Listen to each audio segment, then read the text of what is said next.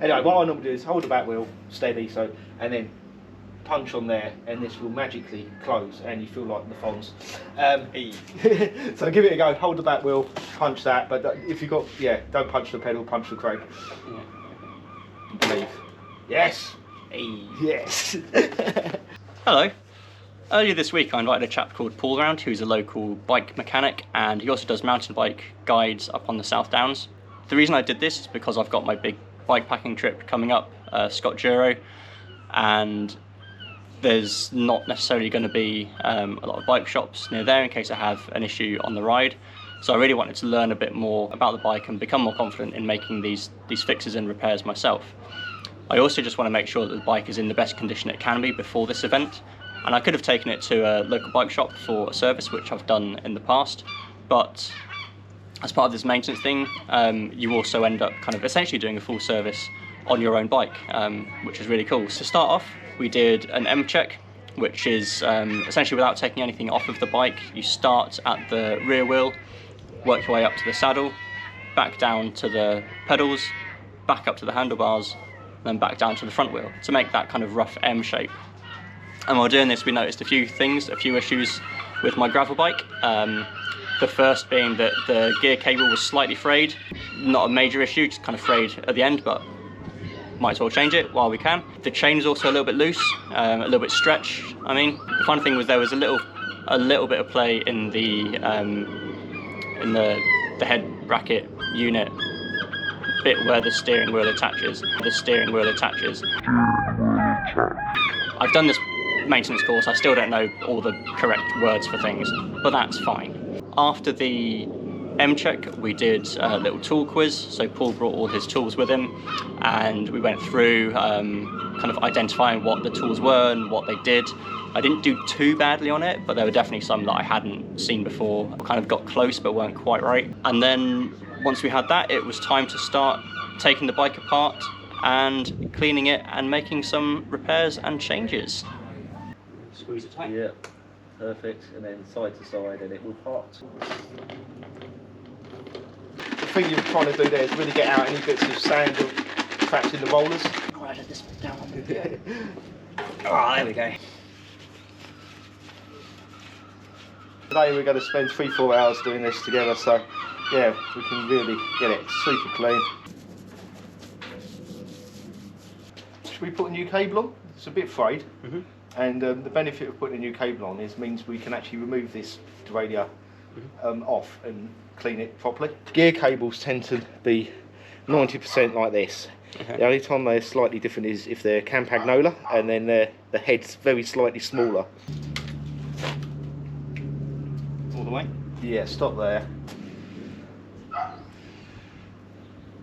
And you see that little hole within the red bit? You need to aim for the centre of the hole.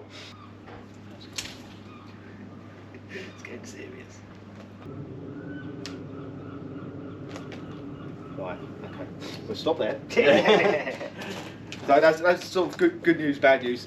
It's not going to really do any real damage to your tape, but the good news is you've managed to get it out the top of the shifter where it's close to where it's meant to go. So what we're going to do next is remove your chain set. So that's your chain ring, that's your crank, but together it's a chain set. So yeah, the benefit of doing that is we can clean all the frame behind, we can inspect the bearings properly, and yeah, we can get your chain ring cleaner easier if we remove it. So you don't have to remove it every time we clean it, but we are today. Spread the load by using a rag. See how tight it is, but if we're putting loads of stress on your frame, let's not. Nice, that's good news. Right, keep going until it falls off. Good idea if you're doing stuff on your own, and it's a good idea for anyone to take pictures so you know the order of stuff. The general rule with stuff on bikes, writing always goes on the outside. I like things with not too much leverage, because when you're using full-size Allen keys, if you hold the end, you've got so much leverage. So if you are using a traditional Allen key set, just hold up this end rather than this end, and it's much harder to get carried away. Right, so we're going to reinstall your cranks, and we're going to slowly put your bike back together. We're going to reset the gears and brakes. The splines themselves, we want just a little bit more grease. There we go. Tell you why we're going to do the wheels first, is we get to use this tool. Do you know what this is? Some sort of truing thing. Yeah, good enough. It's your mech hanger alignment tool. Again, I'd recommend doing what you did with the last one and just doing it by hand to start with, and then only use tools when you're 100% happy it is straight. Yeah. Especially with pedals. Pedal axles are, you know, normally a hard metal like steel or titanium, and the cranks are quite often aluminium.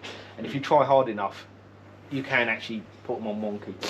Very rarely find a loose one on a service, but when you do, you're like, yes, it was worth checking them other 500 bikes. Well, I was wondering if that was the cause of, because I mentioned when we spoke before that like I can either get it like indexed like perfectly, but it won't go into that one. That's likely to be it. Yeah. So I did think like maybe the that's a little bit bent. Likely to be what's going on there. Right, so we're going to put your derailleur back on, or you are. I'll just put a little bit of grease on the threads, good practice. So this bolt is going to rest against this raised lug, and this raised lug is going to rest against this raised bit here. Nice. You push this part of the derailleur, it allows you to put a little bit more sort of tension on, and then you can sort of let it spring back to its resting point, and then you get the tension about right. It's a little bit grimy. That's all right. It's not grimy. That's rust. I can't do anything about that. That's fine. So give it a go. Hold the back wheel. Punch that. But if you got, don't punch the pedal. Punch the crank. Believe. Yes. Hey. Yes. So that was very good with the tension thing. You did it just right. You've got the correct tension there, which is pretty much unheard of. That's on camera, that's good. So the general rule is, if it's slow going up the cassette, that way, then it needs more tension, because more tension brings it over that way. And if it's slow going down the cassette, and then generally it needs more slack, so you've got to so basically you turn that the way you want it to go. Indeed. That's a good way of remembering, because that'll round that in, and that's in turn brought this over, and now it can't physically get down into that bottom cog. Even if I pull it or manhandle it, it can't get down there. Should just start up under the logo there towards the spokes. You hear that? Feel that little dog? Yeah. So that means there is a little bit of movement before it's getting to the limit screw. Okay. With Di2 you have to do that, because if it's resting on the limit screw all the time, it can actually wear the battery out. Right. So I'm told. Okay. But with these, we don't have to worry about a battery, so we can actually just snug it up to eliminate that little dong. Bit of toothpaste. This is really good, again, as a tyre boot. Okay. It weighs nothing, it's free, and it's very flexible. And it's about the size of a tyre. It's perfect. So if there's a big slit in there, your inner tube's poking out like some kind of horrendous hernia.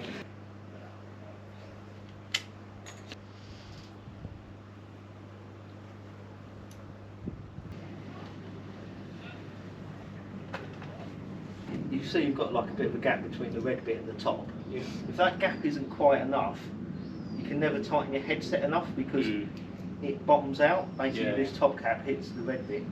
So that was that. Thank you so much for watching. I hope you found it useful. Hope you learned something. I certainly learned a hell of a lot doing it, and I would highly recommend, if you have a mobile bike mechanic who can come round and give you a maintenance course, someone local to you, I would highly recommend it. If you're in West Sussex, give Paul a ring, get in touch with him on Instagram. I'll put all his contact details in the description below. Would highly recommend it. You're essentially spending near enough the same amount you would for a full service in a local bike shop, but you get to do it yourself, you get to learn a lot, and you just hang out and chat bikes, which is always a lovely thing to do.